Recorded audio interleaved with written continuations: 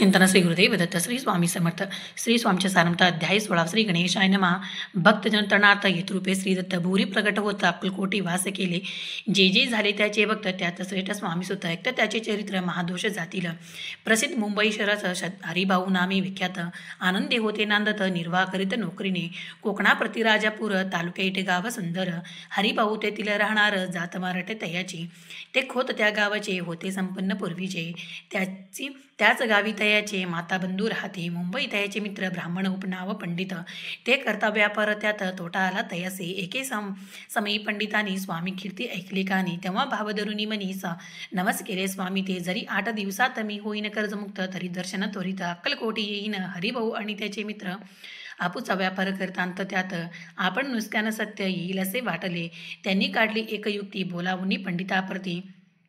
सर्व वर्तमान त्या सांगती म्हणती काय करावे हे नुसकान भराव्याशी द्रव्य नाही आमापाशी फिर्याद होता अब्रुसी बट्टा लागेल आमुच्या तेव्हा पंडित बोलले मलाही कर्ज काही झाले निघेल माझे दिवाळे यात संशय असे ना तुम्ही व्हावे कर्जमुक्त याशी करावी युक्ती एक तुमचा होऊन मी मालक लिहून देतो पिढीवरी आपूचा भाव वाढला व्यापारात नफा झाला हे सांगवा या पंडिताला मारवाडी आला आनंदे अक्कलकोटी स्वामी समर्थ संप्रत काळ वास करीत त्याचीच कृपा ही सत्य कर्जमुक्त झालो आम्ही गजानन हरिभाऊ पंडित त्रिवर्ग अक्कलकोटी जात समर्थाचे दर्शन घेत पूजन करीत भक्तीने तेव्हा समर्थ तयशी शिवराम मारुती येसे नामे दिदली त्रिवर्गासी अनेक मंत्र दिदले पंडित राम म्हटले गजानन शिवनाम दिदले मारुती हरिभाऊस म्हटले तिघे केले एकरूप मग समर्थ त्यावेळी त्रिवर्गाजवळ बोलवले तिघांनी 3 श्लोक दिदले मंत्र म्हणून ऐका श्लोक गुरुर्ब्रह्मा गुरुर्विष्णू गुरुर्देव महेश्वरा गुरु साक्षात परब्रह्मा तस्मै श्री गुरुवे नमः ऐसा मंत हरिभाऊ ते दिदला असे समर्थे तेव्हा तयाच्या आनंदात पारावर नसेची दुसरा मंत्र गजाननला तयावेळी श्रीने दिदला तेव्हा तयाच्या मनाला आनंद झाला भवसाळ श्लोक आकाशात पतितोयम यथा गच्चित सागरम सर्वदेव नमस्कार केशवम प्रति गच्चित संतोषचे त्याचे मन पंडिताजवळ येऊन एक मंत्र उपचार केले पावन तयाचे श्लोक इदमेव शिवम इदमेव शिवम इदमेव शिवम इदमेव शिवः 300 रुपये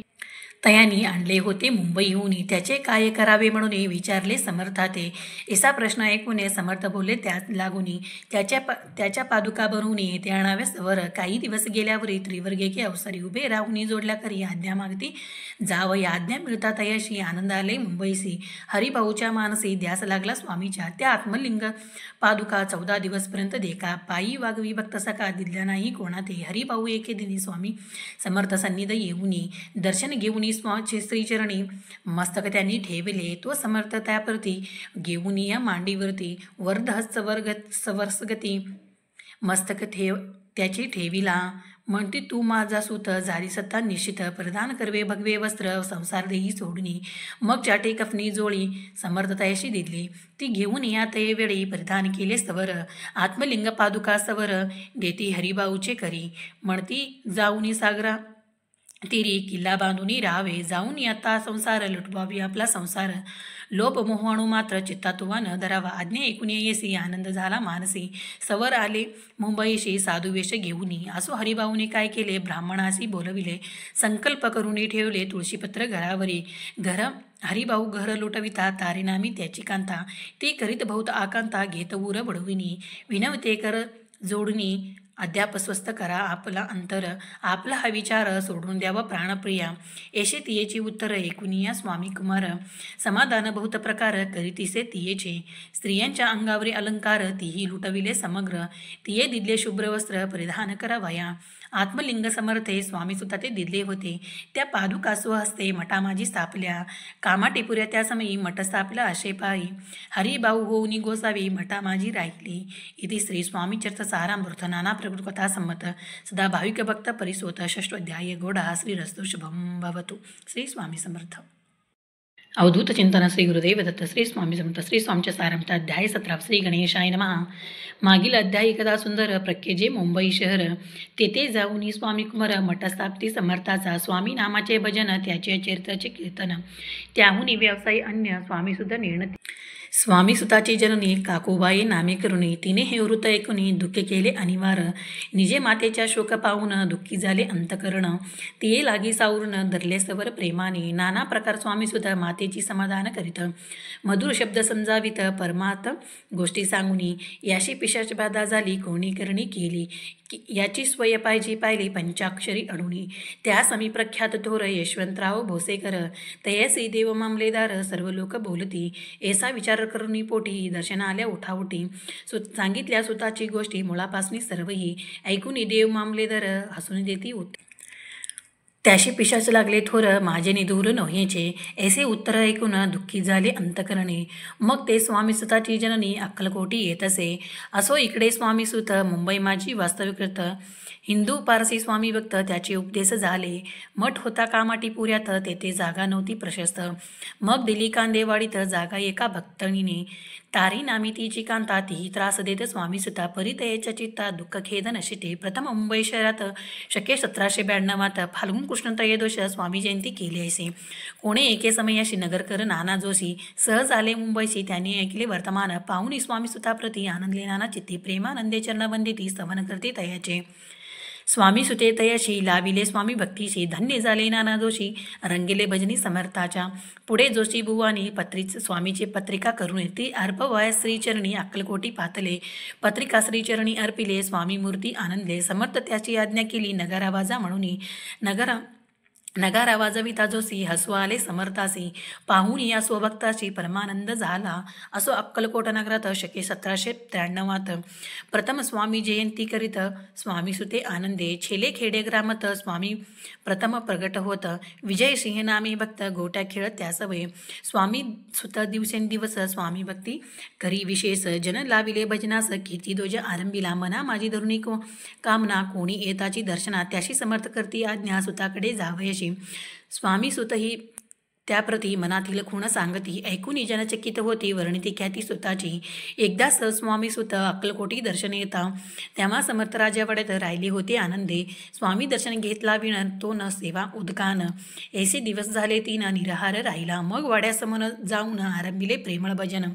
ते करुणा रसे भरले पूर्ण ऐकले आतून राणीने सेवक असे म्हणे सवर तुम्ही जाऊन या अवसरी त्या साधू ते मंदिरी प्रार्थनीय आणावे पाहून या समर्थाशी उल्हास सुताचे मानसी दाहून या वेगीशी मिठी चरण घातली निज सुता ते पाहून आनंदले समर्थ मनी कर फिरवली मुखावरनी हसी धरून उठविले अक्कलकोटी त्या अवसरी भोवत ते सेवकरी परी समर्थाची प्रीती करी स्वामी सुतावरी होती स्वामी सुत रात्रदिन समर्थ पुढे करती भजन पायी खाडावा घालून प्रेमरंगे नाचती एके दिवशी श्री समर्थ बसले असता आनंदात स्वामी सुत भजन करीत पायी खाडावा घालूनी एकांत समय साधून समर्थ सांगते तयाकानी आम्ही जातो निजदामी वारसा पुढे चालवावा स्वामी वचन ऐकून स्वामी सुत निशब्द होई कल्पना ना साहित्यासी स्वामी गुण कैसे जीवन वारंवार विनवी स्वामीशी ऐसे न करावे कोई मी आजाणू ले करू तू माझी आई स्वामी धरती हृदयीशी म्हणती आम्ही तव हृदयी वास करू निश्चयी चिंता काही करावी असो मग स्वामी सुत ते स्थळ सोडणी त्वरित नगराबाहेर येत मार्गळत मुंबईचा स्वामी वचनी दुःखावला अंतरी भाऊ खिन्न झाला परतून नाही आला जन्मावरी अक्कलकोटे त्या दुःखे उत्तरोत्तर क्षीण झाला स्वामी सुत दुःख खरी दिवस रात्र चैन नसे क्षणभरी तोची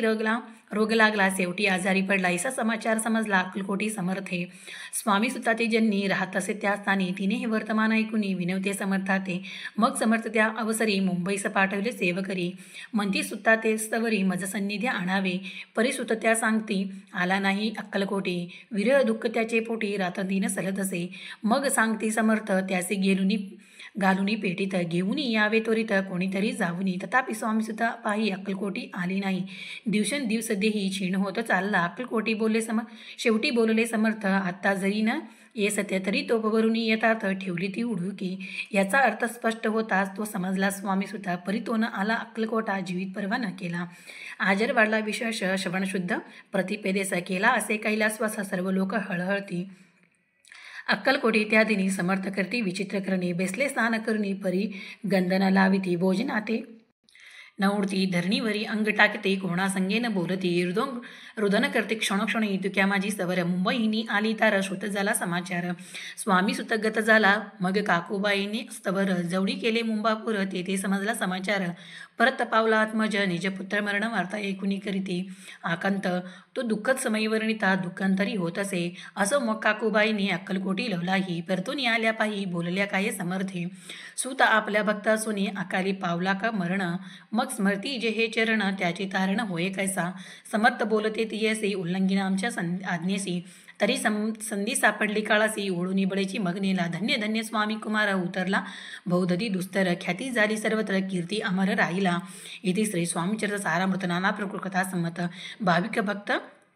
परिसोत सप्तदशोध्याय गोडा श्री भगवतोच्चार्पणामस्तु श्रीरस्तु शुभम भवतु श्री स्वामी समर्थ चिंतन श्री गुरुदेव दत्त श्री स्वामी समर्थ अध्याय 18 श्री गणेशाय नमः स्वामी सुताच्या गादीवरी कोण नेमावा अधिकारी ऐसा प्रश्न सेवकरी करतांती समर्थ ते तेव्हा बोलले समर्थ सेवकरी असती संप्रात एकही मजल त्यात योग्य कोणी दिसेना जेव्हा येईल आमच्या मानसी त्या समयी मोरपाखरासी अधिकारू नेमू गादीशी चिंता तुम्ही न करावी मोरपाखरा समर्थ म्हणती वेळोवेळा रात्र दिन तोची चाळा मोठमोठ्याने ओरडती आमची पारायची विट जतन करावी नीट वाऱ्यावर म्हणती समर्थ काकूबाई लागूनी लपवूनी ठेवली विटेशी ती दिली पाहिजे आम्हासी याचा अर्थ कळणासे स्पष्ट काही कळेना असो स्वामी सुताचा भ्रांता कोकणात राहत होता स्वामी सुत मृत पावता वर्तमान कळाले त्या तो केवळ अज्ञाना दादाचे अभिनाम त्याचे शरीर असमाधान कृष्य होत चालला काकूबाईशी त्यायासी आणविले आपणापासी एके दिवशी समर्थाशी दादा प्रति दाखविले समर्थ बोलले तय बाईशी 4 वेळ जीव घालयाशी आरोग्य होईल बाळाची चिंता मानसी करू नको त्याचप्रमाणे बाई करता दादाची झाली आरोग्यता समर्थाची कृपा होता रोग कोठे राहील केजगाव मोगला इथं तेथे नानासाहेब भक्त त्यांनी बांधला श्रीचा मठ द्रव्यभूत खर्चले स्त्रीच्या आज्ञा घेऊन सत्य पादुका स्थापाव्या मठात या करणे अक्कलकोटी येतं दर्शन घेत समर्थाची ती म्हणती काकूबाईशी पादुका स्थापन करावायशी तुम्ही पाठवा दादासी समागमे आमुच्या बाई म्हणे तो अज्ञान तशा शरीर असमाधान त्याची काळजी घेईल कोण सत्य सांगा मज लागे समर्थ वृत्त ऐकून म्हणती द्यावे पाठवून बाळ आहे जरी अज्ञ तरी सांभाळू तयाशी समर्थ पूर्णशबाईशी बोलले त्यात तुमचे काय गेले आम्हासी दिसेल जे भले तेच आम्ही करू की शेवटी मंडळा सांगती दादाशी पाठवले के जे प्रति पादुका स्थापन झाल्यावरती दादा आला परतोनी पुढे सेवकर्या सांगती त्यासी मुंबईस पाठविती ब्रह्मचार्याची आज्ञा करती यासी स्थापा गादीवरी दादाशी करुणी गोसावी मुंबई माझी गादी चालवावी स्वामी सुताती यास द्यावी कपनी जोळी निशाण ब्रह्मचारी दादाशी उपदेश दिवशी निशी गोसावी होऊन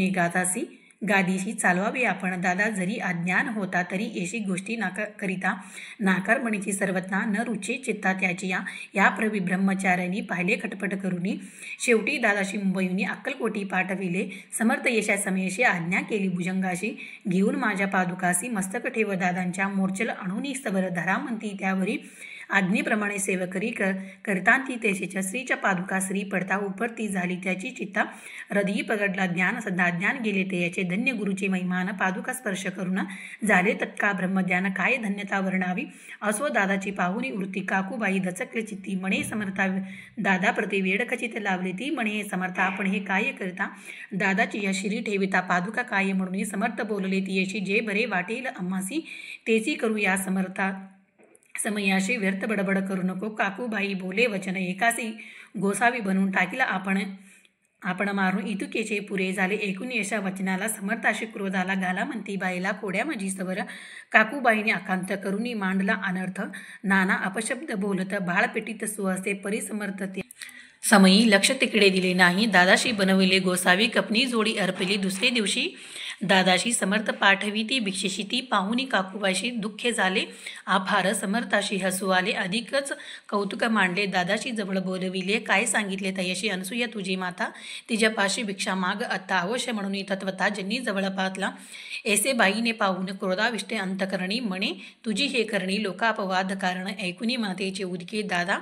तिच्या प्रती बोलती हे सुखे तुच्छ गमती माते आजपासून पुत्राचे ऐकुनी वचन उदा झाले तिचे मन असो दादा गोसावी होऊन स्वामी भजनी रंगले काही दिवस झाल्यावरी मग आले मुंबापुरी स्वामी सुताची गादीवरी बैसुनी संस्था चालवली ती श्री स्वामीच्या समर्थ समर्थ सदा प्रेमळ परिसोत अष्टदशोध्याय गोडा श्री रस्तु शुभम भवतो. श्री स्वामी समर्थ.